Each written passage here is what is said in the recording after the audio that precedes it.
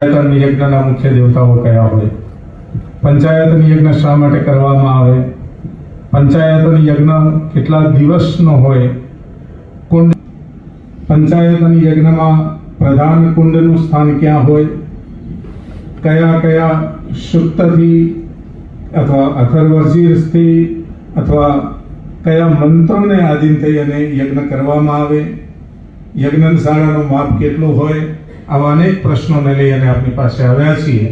તો આ બધા જ પ્રશ્નોનું સમાધાન આપની સરળ પદ્ધતિથી કરાવવો એવી આપના ચરણોની અંદર ખૂબ પ્રાર્થના. પૂજ્ય શ્રી કમલેશભાઈ પરશુરામભાઈ ભાઈજી.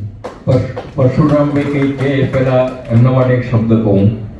એમના પિતાશ્રી સ્વભાવે થોડા કડક ખરા.